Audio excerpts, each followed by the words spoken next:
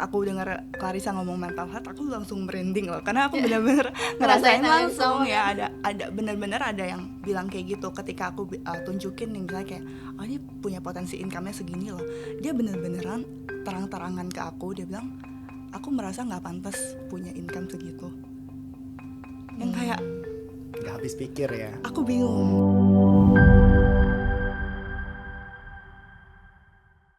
Hai semuanya, balik lagi kita di Live Talks. Dan hari ini gue mau perkenalan diri dulu. Nama gue Lydia, background gue ini ada di corporate dulunya, dan sekarang sudah full time full heart ada di Alive.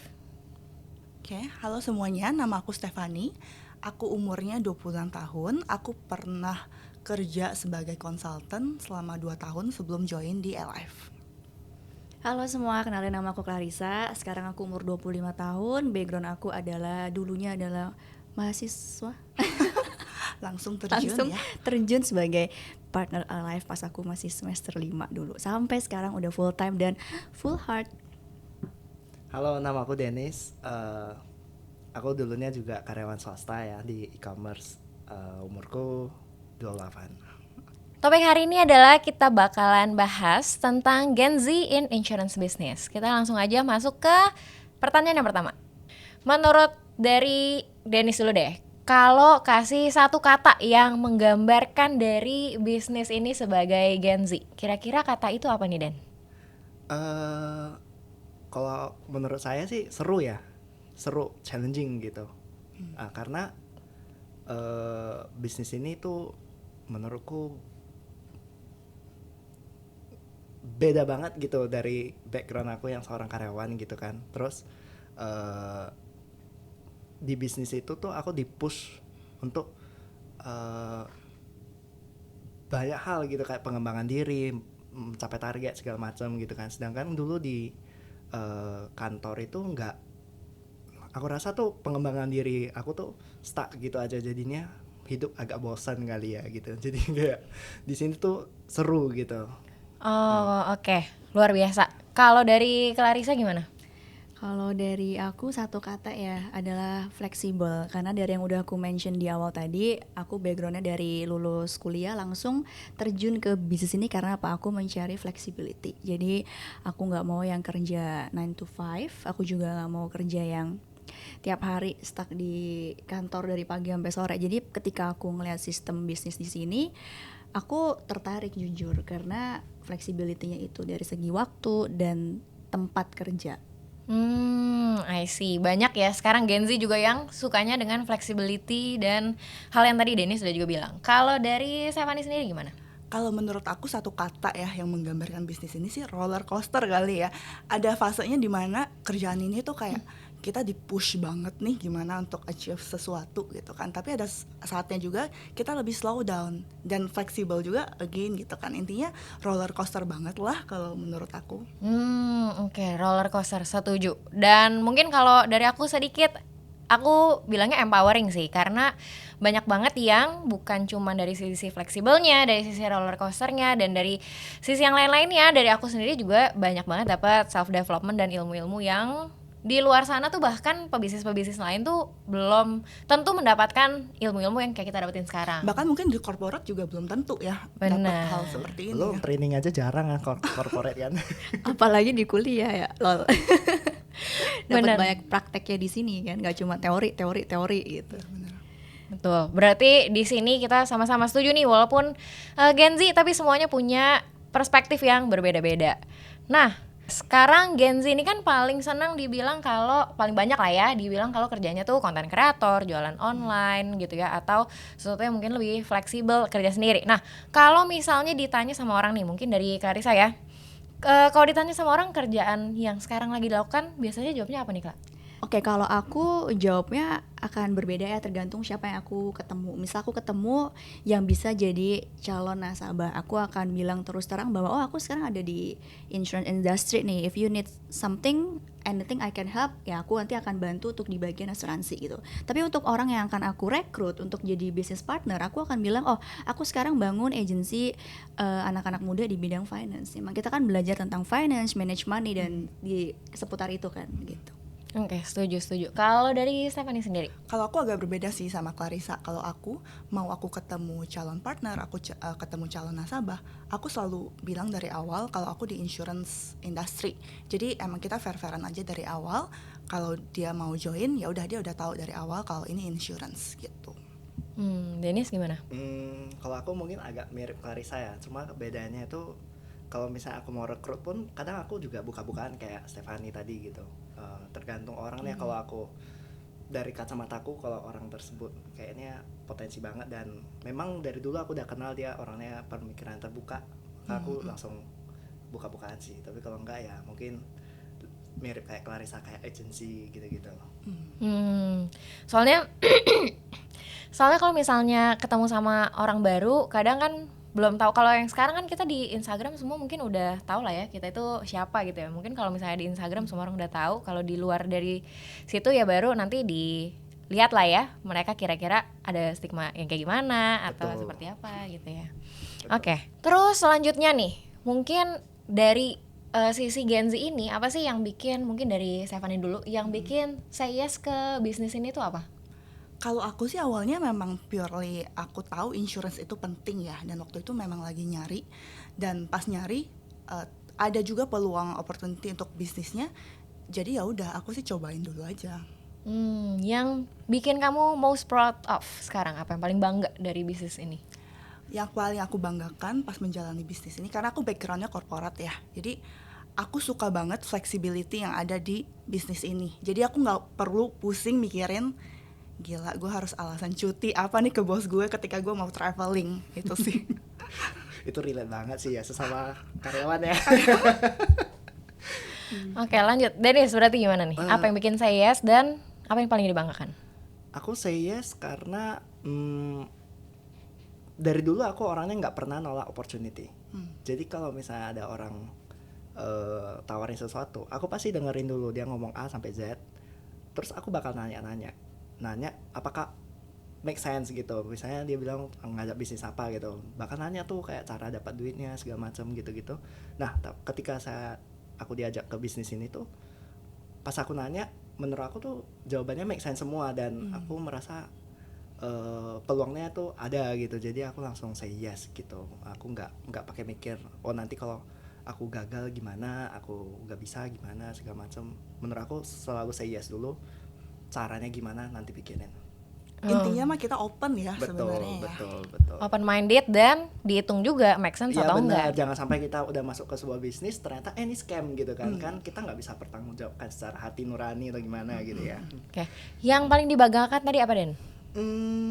Kalau aku yang paling aku banggakan tuh hal-hal simpel sebenarnya, bukan yang kayak materialistik atau gimana, tapi simple kayak sesimpel contoh kayak ada waktu dengan keluarga, misalnya nih orang tua atau mama atau papa bilang lagi sakit anterin ke rumah sakit dong, bisa gitu. Tapi kalau dulu kan 9 to 5, 9 to 6 itu udah pasti di kantor. Udahlah naik Grab aja lah, masa aku lagi di kantor disuruh antar misalnya gitu kan.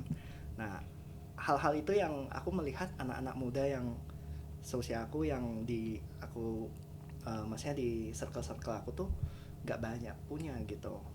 Weekend aja kadang masih lembur kerja di rumah gitu kan. Jadi aku mikir, wah aku beruntung banget sih masuk ke sini gitu. Itu yang aku paling banggakan. Oke. Itu bukan hanya simple tapi meaningful banget ya? Ya meaningful, benar-benar simple yet meaningful gitu ya. Oke. Kalau Clarissa gimana? Sudah diwakilkan jawaban saya dari kalian karena kan dari awal balik ke poin kedua ya, flexibility. Itu yang aku mau dari awal join di sini sih, karena aku bisa spend time more with my family, aku bisa libur tanpa minta izin, even sakit aja izinnya selesai ya. Mana surat sakitnya, surat dokternya mana gitu kan biasanya. Bener sampai ada, aku tahu ada cerita di kantorku sampai disuruh foto bukti termometer coba.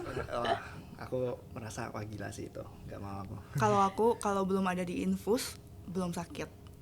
Oh, jadi definisi sakit itu harus pasti infus. Selama masih nafas berarti itu. Ya kalau aku itu ya, jadi balik tadi ke flexibility. That's why I love this business sih. Oke.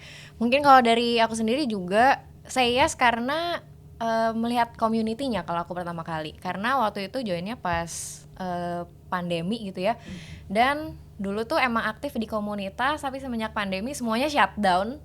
Jadinya kayaknya enak nih kalau punya komunitas yang bisa grow lagi. Apalagi tadi kan kalau bilang kalau di kantor belum tentu kita dapat self development sebanyak ini, dapat trainingnya dari orang-orang yang sangat-sangat terkenal dan gratis pula. Jadi sebenarnya kalau aku seriusnya pertama kali bukan karena duit, karena duitnya dulu udah ada dari korporat. Cuman sekarang sumbernya udah dari sini semua ya. Cuman awalnya karena itu, dan yang paling membanggakan ya karena semua timnya ini saling mendukung, suportif, dan gak sikut-sikutan kayak di korporat gitu. Nah, ada di insurance business sendiri pasti kalian semua juga pernah mendengar stigma-stigma entah itu baik atau buruk. Nah, yang mungkin mau ditanyakan adalah apakah stigmanya itu baik atau buruk dan bagaimana kalian tuh menanggapinya dari sebelum sama sesudah terjun di bisnis ini. Dari Kalisa dulu. Boleh.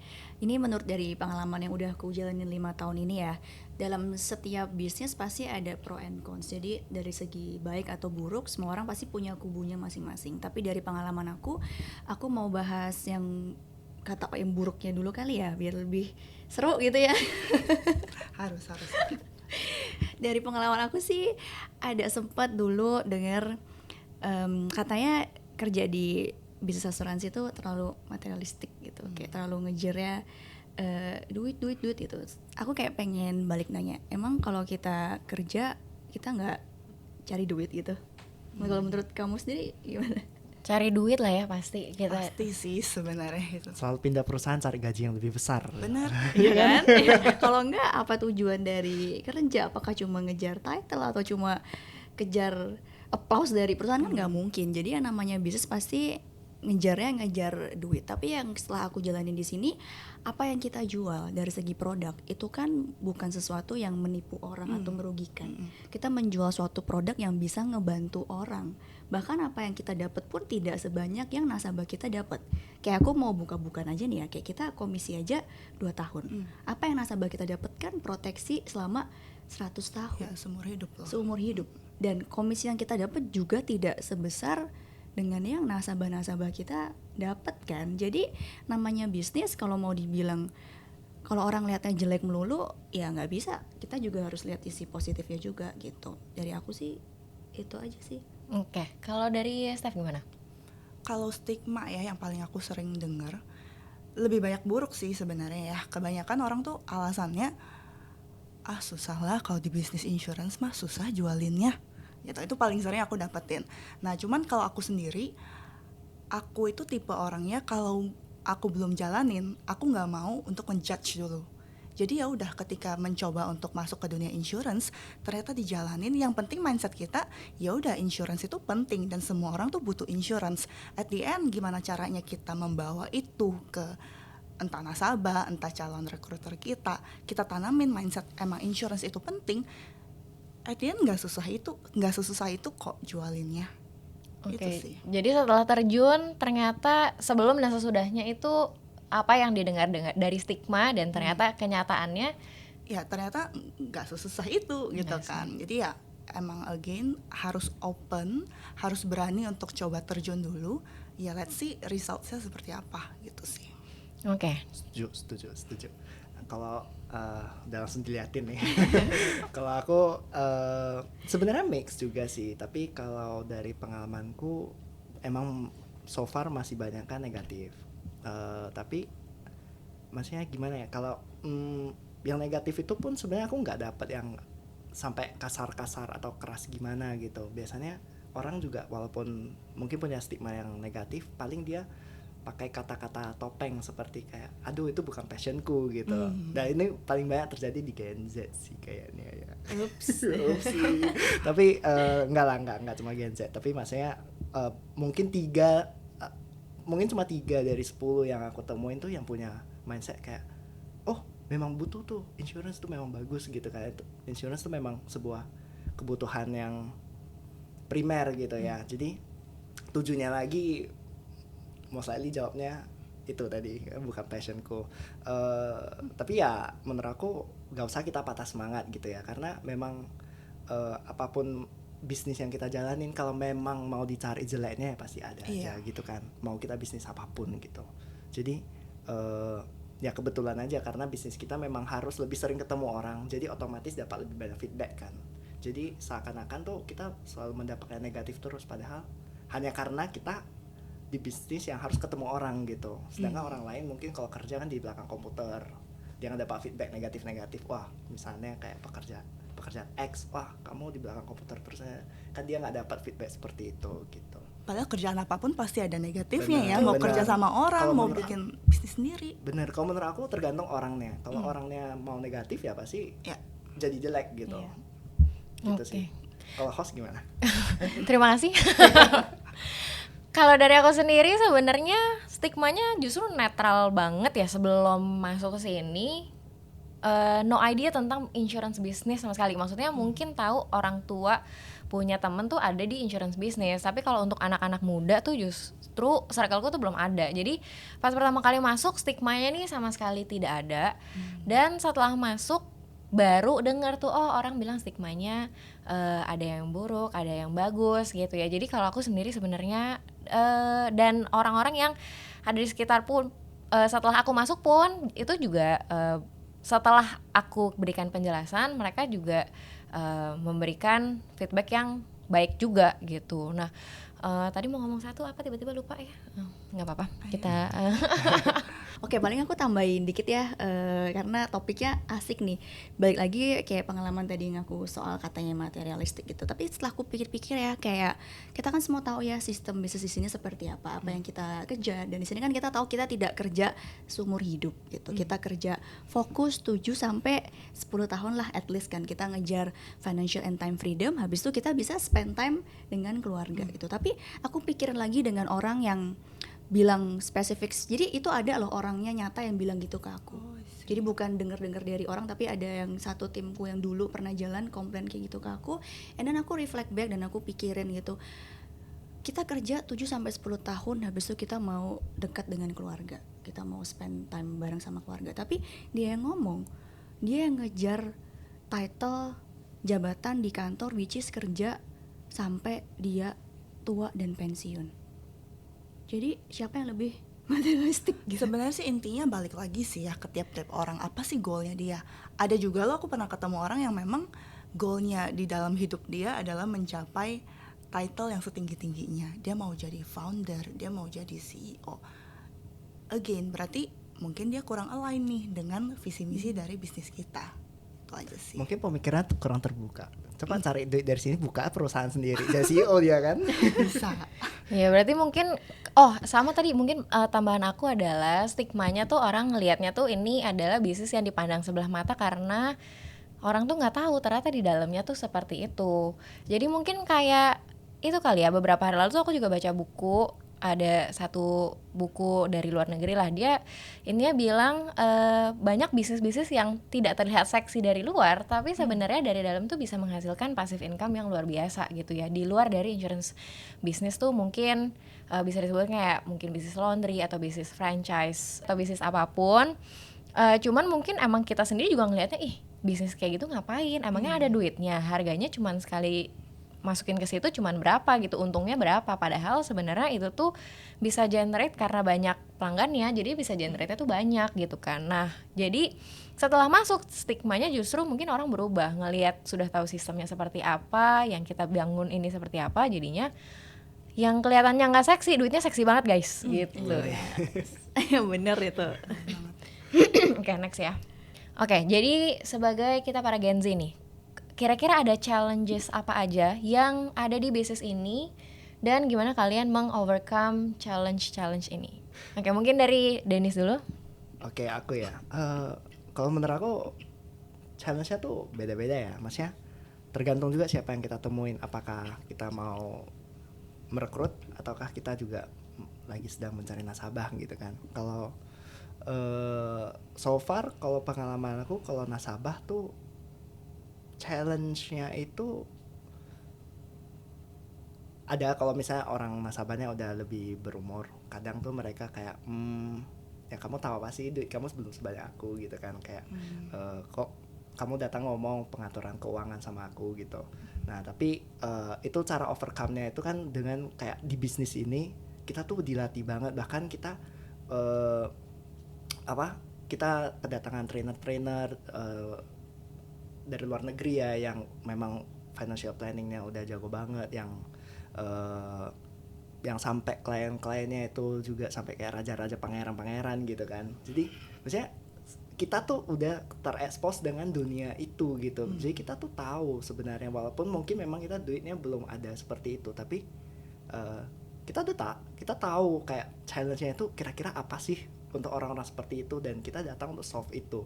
Nah, jadi dengan adanya di bisnis ini, aku merasa oke, walaupun kamu punya pandangan seperti itu di aku, tapi dengan aku menjelaskan yang aku tahu, yang udah aku pelajarin gitu, ternyata mereka biasanya ngangguk gitu, masuk akal gitu sih. Jadi sebenarnya ya challenge-nya selalu ada, tapi menurut aku kita harus berada di bisnis yang tepat juga untuk bisa overcome challenge itu sih gitu. Jadi tadi cara overcome-nya gimana, Den?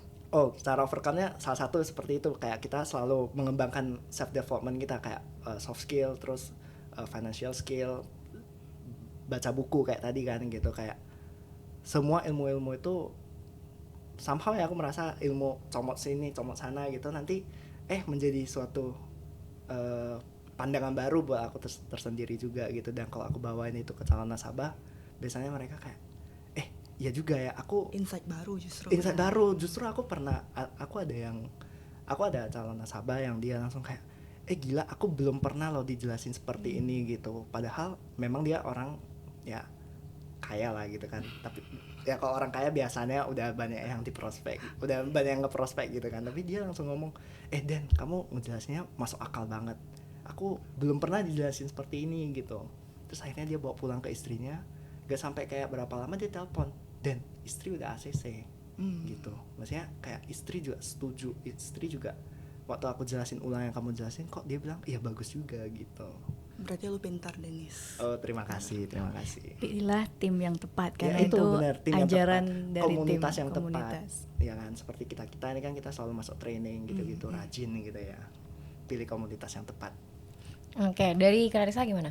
Oke, tadi dari segi nasabah kan ini sudah, aku melanjutkan maybe dari segi tim ya.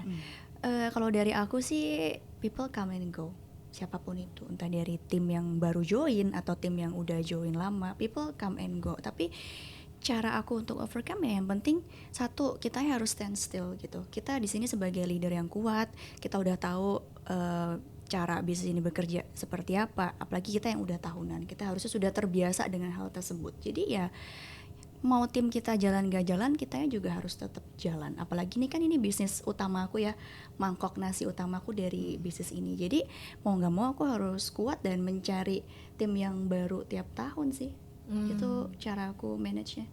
Jadi batu karang ya, Clara? Ya, batu karang teguh, mau terkena ombak arusnya kuat, aku tetap berdiri di situ. Luar biasa. Jadi walaupun kelihatannya kecil imut-imut, tapi batu karang ya. Batu karang. Oke, Steph gimana? Kalau menurut aku ya challenge-nya, bisnis kita kan agak unik ya. Maksudnya this called business, tapi modalnya hampir nggak ada gitu kan. Jadi perbedaannya adalah gimana nih kita keep that motivation on gitu. Kita tahu nih dari awal, kita mau join bisnis ini karena kita mau punya motivasi yang besar, entah itu mau financial freedom atau kita mau anything lah gitu. Nah cuman karena kekurangannya bisnis ini adalah tapi karena kekurangannya bisnis ini adalah modalnya itu hampir nggak ada.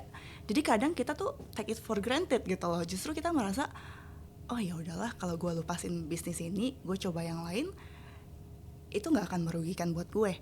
Nah tapi justru kalau kita jalani dengan benar, justru kan sebenarnya banyak banget, besar banget potensinya. Nah challenge aku sih harus gimana pun caranya menemukan motivasi itu sendiri.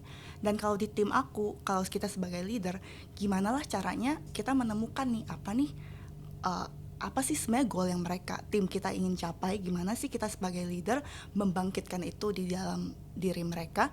Dan salah satu caranya sih biasanya aku akan minta untuk bikin vision board ya, jadi tahu nih kita sendirinya goalnya apa biar jelas gitu. Kalau bisa vision boardnya tuh spesifik, aku mau punya aset 10 miliar gitu sebelum 30 tahun misalnya kayak gitu. Jadi harus spesifik, dan itu yang juga aku tanemin sih ke tim aku juga gitu. Oke, kalau dari aku mungkin menambahkan lah ya, jadi teringat gitu kalau Gen Z itu kalau aku lihat ya mungkin karena nggak ada tanggungan, nggak ada sesuatu yang mendorong mereka tuh kayak lu harus dari bisnis ini. Benar-benar. Karena di sini kan sebenarnya duitnya emang ada banget. Maksudnya kalau di kerja kantoran pun mereka hidup gitu. Apalagi kalau di Indonesia kan orang masih tinggal di rumah orang tua ya. Jadinya mungkin ada yang ngerasa tuh apa ya, bisa tinggal di gaji yang saat yang ada di kantoran gitu. Jadinya kalau buat aku susahnya untuk Gen Z itu, dan mungkin juga awal-awal aku ada di bisnis ini gitu ya, adalah melihat why yang terdalam ada di bisnis ini tuh untuk apa. Karena mungkin kalau ini malah bukan cuman Gen Z kali ya, orang-orang tuh tidak terbiasa untuk bermimpi. Jadinya sekalinya dikasih potensi income yang lumayan gitu ya, yang bisa mewujudkan mimpi-mimpi mereka malah jadi bingung. Jadi kayak emangnya boleh semimpi ini?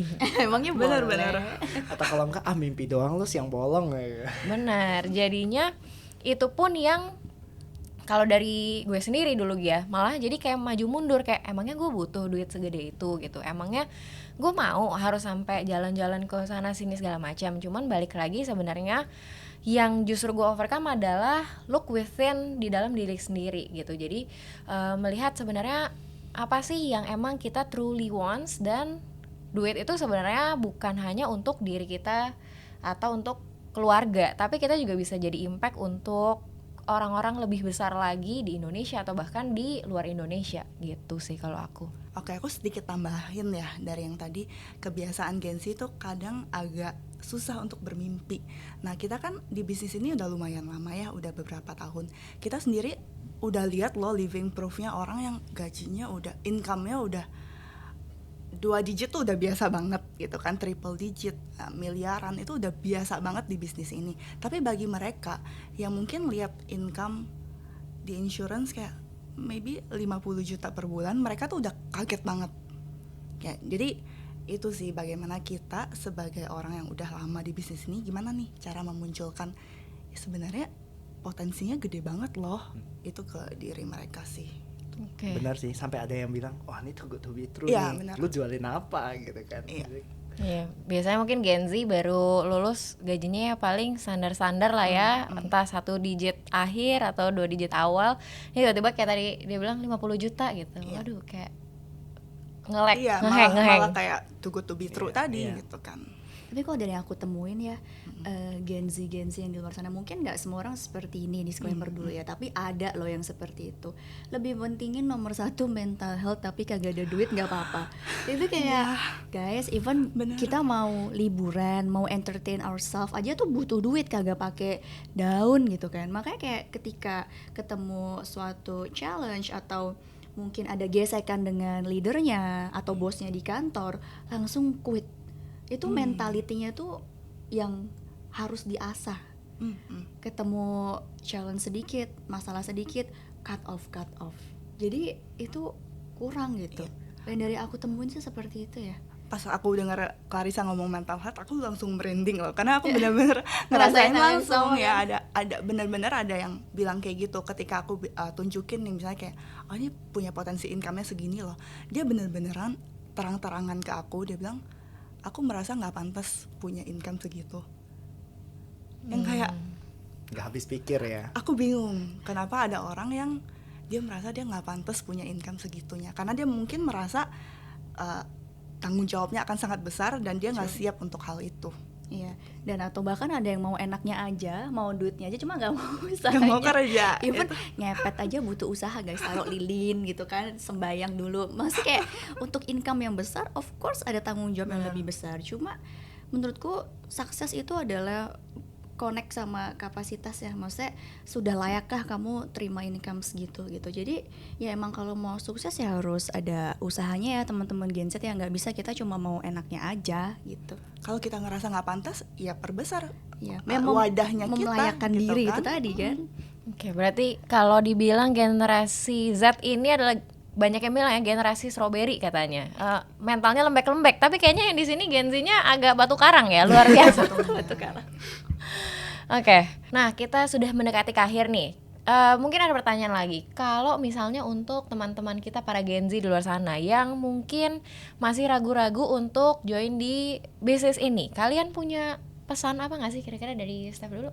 Kalau menurut aku ya, pesan untuk para Gen Z, manfaatin waktu kalian tuh masih muda banget, masih punya banyak kesempatan. Kalau mau gagal juga ya udahlah, toh masih muda. Yang penting sih, saran dari aku, cobain dulu aja. Jangan pernah menjudge sesuatu ketika lo belum mulai. Even belum mulai udah ngejudge tuh kayak, jangan kayak gitu. Jadi coba dulu aja. Dan nggak fair ya, belum Iya, benar. even mulai udah ngejudge menjudge. dulu, susah, nggak fair ya. Kecuali dia udah jalanin sebisa mungkin dan ternyata memang nggak cocok, oh ya udah, kalau itu ya udah, kita fair-fairan aja gitu. Oke. Kalau aku mungkin lebih teknikal ya. Kalau aku maksudnya karena aku dari ya kuliahnya dulu angka-angka semua, jadi aku sangat teknikal, sangat data, angka semua. Kalau aku, kita kerja tuh kalau di Indonesia ya, the bitter truth itu kenaikan gaji kita itu nggak secepat inflasi loh. Jadi kayak memang kita harus mencari tempat yang bisa mengalahkan inflasi tersebut kalau kita mau hidup nyaman. Mungkin gaji kamu sekarang cukup untuk kamu healing ke Bali gitu. Apakah gaji itu, kenaikan gaji itu dalam 5 tahun, 10 tahun ke depan akan mengalahkan tiket pesawat, akan mengalahkan biaya sewa hotel? Nah itu kan belum tentu. Jadi kalau aku bilang, kamu harus mencari tempat yang worth kualitas kamu gitu. Kamu seorang manajer, kamu seorang direktur, kamu seorang apa di kantor. Tapi kalau menurut aku, kalau kamu setiap mau beli barang, mau makan di restoran aja masih harus lihat ke kanan, kamu harus mencari yang lebih lagi yang bisa ngalahin inflasi tersebut gitu. Kita semua pasti pernah dengar cerita Coca-Cola gitu kan. Coca-Cola itu di warung itu harganya 5.000. Tapi kalau di hotel itu harganya 50.000, 100.000. Hotel bintang 5 gitu kan. Intinya itu apa? Coca-Cola itu kan sama isinya gitu, persis, kalengnya sama, isinya sama, rasanya sama, warnanya sama gitu. Tapi kenapa di satu tempat dia lebih mahal, di satu tempat dia lebih murah? Nah ini sama dengan kita manusia. Kenapa kita mau jadi di warung gitu? Kenapa kita nggak mau cari hotel bintang 5 gitu kan? Nah itu yang kalau aku menurut aku Gen Z atau orang yang mau menjalani bisnis ini tapi masih ragu-ragu gitu, coba aja dulu, mana tahu kamu memang pantas dihargain seperti Coca-Cola di hotel gitu. Kayak intinya masing-masing ya. Kalau merasa nggak worth banget nih gue kerja segininya di kantor dengan gaji yang cuma segini, instead of lu cuma ngeluh doang, mendingan coba cari aja, Lakukan sesuatu. coba lakukan sesuatu. Misalnya salah satunya join this business, mungkin sebenarnya passionmu ada di sini gitu kan. Oke, berarti ini coba aja dulu. Yang kedua adalah hitung dulu realistis ya. Dan lihat harga value kalian tuh sebenarnya worth-nya bisa lebih lagi gitu. Kalau dari Clarissa gimana? Kalau dari aku, coba cek lagi apa sih sebenarnya dreams dan goal kalian ke depannya itu apa. Intinya kalau kita ngomongin di dunia corporate ya, masa depan kalian tuh kan berarti lihat atasan kalian, bos kalian. Jadi kalian tahu, oh next income gua berapa nih, lihat bos kalian. Di umur dia yang sekarang, income dia hit berapa, yaitu your future life gitu. Apakah itu kehidupan yang kalian mau? Balik lagi ke situ. Jadi kalau dari backgroundku kan tadi aku bahkan aku join di sini dari aku semester 5 kuliah. Gitu. Awalnya aku ngelirik bisnis ini karena tadi satu ya, flexibility-nya. Aku ngeliat gak ada jam kerja dan gak ada ngantor, dan of course ada duitnya gitu. Kalau cuma pengangguran gak ada jam tapi kagak ada duit juga juga mau dibawa kemana ya guys ya, nggak bisa seperti itu, jangan ya dek ya gitu. Jadi aku melihat ini bisnis ya dari segi flexibility waktu gitu. Someday kita mau berkeluarga, kita mau punya anak gitu kan, pengen dong spend time dengan keluarga, karena waktu itu kan sesuatu hal yang tidak bisa dibeli pakai uang gitu. Jadi mau setinggi-tingginya jabatan kalian di kantor, semakin tinggi semakin gak ada waktu, bener gak? Benar. Dijulukin apa? Cinderella. Kalau belum jam 12 malam tidak boleh pulang. Itu aku gak mau. That's why aku join di bisnis ini. Jadi cek lagi apa sih yang kalian mau, masa depan seperti apa yang kalian mau, itu cek. Fun fact, aku pernah loh ditegur karena nggak ikut meeting jam 1 pagi. Jam 1 pagi. Jam 1 pagi. Tuh. Relate dia. Fun fact Fun fact. juga, aku pernah disuruh jangan silent HP aku karena jam 2 subuh itu harus meeting Zoom online. Jam 2 pagi. Senasib Jam kita 2 ya, Step ya. subuh, iya. Jadi jadi bos aku suruh aku jangan silent HP karena dia akan telepon aku di jam 2 pagi untuk kita Zoom online. Aku buat yang nggak pernah ada di dunia kantor, aku Shock kan ya? speechless. Aku semakin bersyukur ada di sini. Jadi kadang ketika aku mungkin mau komplain karena schedule yang padat, aku akan look back ke kalian yang jam 1 jam 2 diteror Ya, sama bosnya. nanti pas tayang kamu nonton ulang-ulang ya. Iya, aku akan lebih lagi bersyukur ada di sini sih.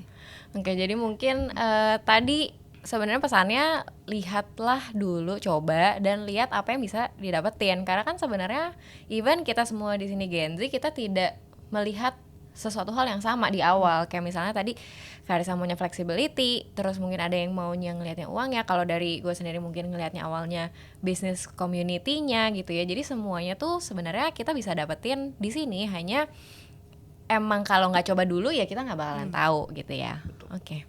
Pertanyaan terakhir nih, untuk para Gen Z yang mungkin udah punya minat di bisnis ini, kalian kira-kira punya tips atau langkah awal apa sih yang harus diambil? Mungkin dari Karissa? Yang udah join ya? Yang udah punya minat lah. Oh, yang udah punya minat, kalau mau fokus jalanin di industri ini, kalian harus kuat dan jalaninnya tuh pol-polan. Jangan cuma cemplung-cemplungin kaki, iseng-iseng aja. Nanti income-nya juga iseng-iseng. Kalau emang beneran mau sukses di sini, all out, full heart, full time. Kalau emang belum bisa full time, at least full heart dulu gitu. Jadi memang di sini takes time. Tapi kita ngomongin aja guys, sewa ruko minimal 6 bulan. Lu nggak bisa baru join di sini 1-2 bulan Nggak cocok. terus expect kayak gue belum selevel kayak ini orang nih, gue nggak jodoh di bisnisnya, nggak valid itu. Waktu orang memang timing orang beda-beda. Tapi ya mungkin aku sukses di sini 1 tahun, kamu butuh waktu 2 tahun, ya udah jalanin aja terus. Dan tadi ya full time dan full heart sih. Oke. Kalau Steph? Aku melanjutkan sedikit dari Clarissa, intinya ketika kita udah memutuskan untuk join ya, kita harus tahu sih motivasi kita apa ya, goal kita apa. Itulah yang keeps our fire ya. Jadi nggak cuman oke, gue udah join, so what's next. Jadi kita sendirinya juga harus tahu, oh apa nih dalam langkah mencapai goalnya itu apa yang harus kita lakukan, itu sih. Oke. Nah, kalau aku what's next-nya apa ya? Yang tadi Stephanie bilang what's next-nya apa ya? Kamu join mungkin kan kamu ya kayak bayi baru lahir masa langsung lari gitu kan. Ya berarti kamu harus mencari, maksudnya orang yang merekrut kamu itu kamu ikutin dia 24 jam. Dia kalau ke training kamu pergi gitu kan. Kalau 24 dia- jam, 24 jam ya. stalker gitu kan. Ya tapi maksudnya intinya kalau leadernya training ya kita pergi training. Kalau leadernya pergi seminar atau apa gitu ya kita ikutin gitu, karena selalu akan ada ilmu-ilmu atau sharing-sharingan pengalaman orang lain yang bikin kita berpikir ulang. Dan sepertinya Stephanie bilang, ternyata setelah aku mendengar misalnya nih, setelah aku mendengar cerita si X, ternyata aku setuju, dan ternyata itu menjadi sebuah motivasi baru untuk aku, atau gimana, atau bahkan motivasi itu selama ini sebenarnya udah dalam dari hati aku, Cuman tapi belum keluar aja. Jadi aku kayak banyak banget orang itu nggak tahu apa yang mereka mau gitu kan. Ya begitu mendengar sharingan orang itu bisa ter-unlock gitu kan. Jadi kalau aku bilang ikutin sistem karena udah banyak yang sukses, dan biasanya nggak sukses dan menjelek-jelekkan sistem itu ya memang karena mereka nggak pernah ikutin gitu. Itu dia sharing dari partner LF hari ini dari para Gen Z in insurance business. Nah, buat teman-teman yang nonton ini, jangan lupa juga buat like, comment, share, dan follow juga di @LF_by_Vision di Instagram. Sampai jumpa lagi di LF Talks berikutnya. Bye! Thank you, bye-bye. Thank you.